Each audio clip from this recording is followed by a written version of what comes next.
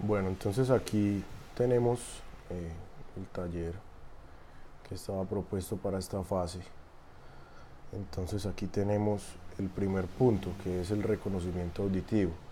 Pues yo previamente había realizado esto en la actividad inmediatamente anterior, pues porque, digamos, me pareció importante realizar el taller completo. O sea, a pesar de que no era necesario, como usted explicaba en el foro, yo decidí realizarlo también pues como por ampliar los conocimientos sobre este campo, pues porque me ha parecido muy interesante la asignatura. Entonces voy a escoger este nocturno de Chopin, el nocturno número 9, que pertenece al periodo romántico, el periodo del romanticismo. Chopin tuvo una gran trascendencia en este periodo. Entonces, pues aquí tenemos las características musicales de esta obra pues que encontré. Es una obra pues principalmente para piano. Yo he pensado que la mayoría de obras de Chopin en todo momento tienen tensiones armónicas de todo tipo. No siempre tienen que ser, como digo aquí, que irradian angustia, pero la mayoría de obras de Chopin diría yo que su estructura básica está dada por estas tensiones en todo momento. Tiene una parte menor, luego resuelve una parte mayor para darle otro aire distinto a la obra y luego termina de nuevo en una parte menor.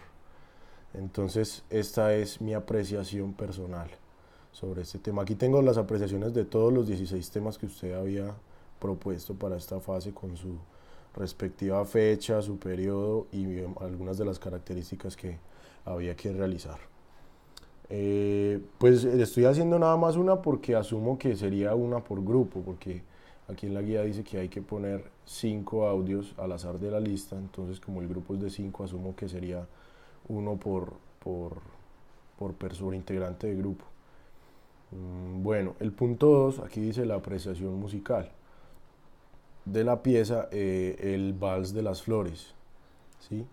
Entonces, para comenzar, me gustaría, pues, primero comentar que me sentí muy sorprendido por esta pieza, perdón, porque resulta que me memoró muchos recuerdos de mi infancia cuando veía los cuentos de los hermanos Grimm, ya que esta pieza, pues, en la mayoría de los bailes que mostraban en esos cuentos, pues, era la que bailaban en su parte, digamos, que más se repite. Entonces aquí tengo el cuadro de la apreciación. La pieza fue compuesta por Tchaikovsky en 1892, o sea que pertenece al periodo del romanticismo. Aquí tenemos el autor, Tchaikovsky. Eh, yo identifiqué, pues varias veces escuchando el audio, muchos instrumentos, pero me atrevería a decir que es un ensamble completo de una orquesta sinfónica. Entonces, al principio, pues tenemos una parte que es donde hace un solo el arpa, se escucha nada más el arpa como una especie de abrebocas de la obra. Y ahí es donde ya comienza el vals. Luego, pues vendría ya la parte que mencioné anteriormente, que es digamos que la parte C que más se repite, yo la nombré parte C. Es la parte que más se repite en toda la pieza porque a pesar de que tiene otras, siempre regresa a eso, como unas 2 o 3 veces regresa a la parte C.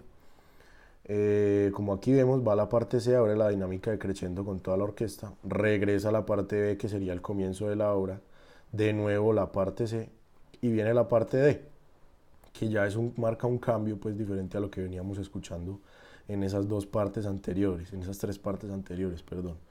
Entonces viene una melodía un poco más sutil que en donde predomina el color de las maderas, y después vendría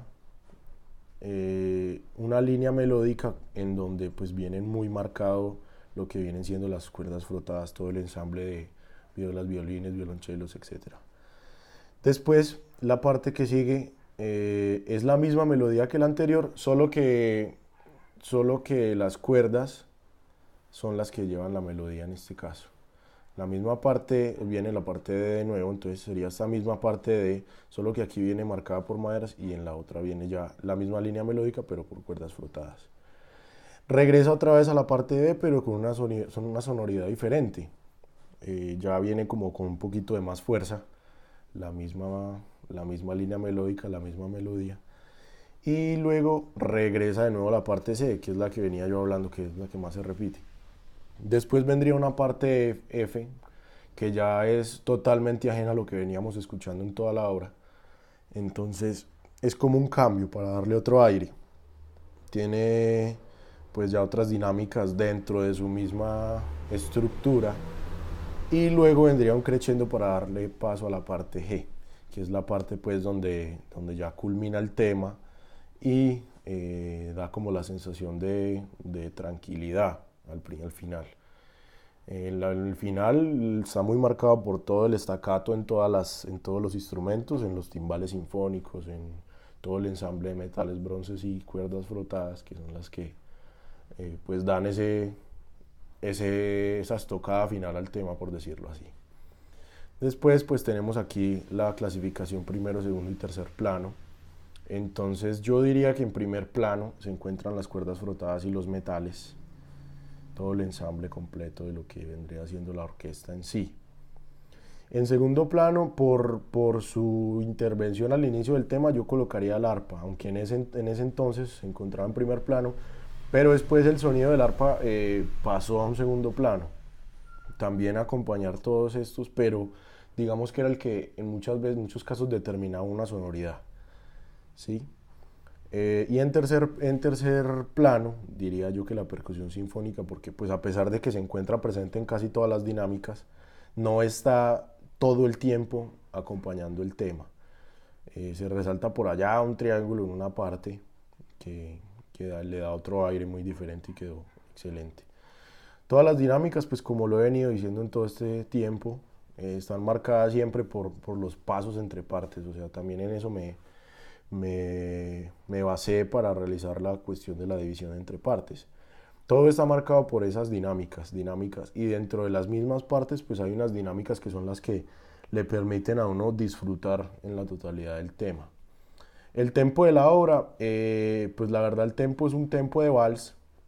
No encontré más o menos qué tempo porque también la obra está sujeta a retardándose, acelerándose, que son los que van como engalanando todo el gusto que tiene la obra. Listo, aquí tenemos todo el análisis completo que estaba propuesto. Aquí tenemos el reconocimiento contextual. Aquí voy a pasar pues a la cámara ya personal para hacer el reconocimiento.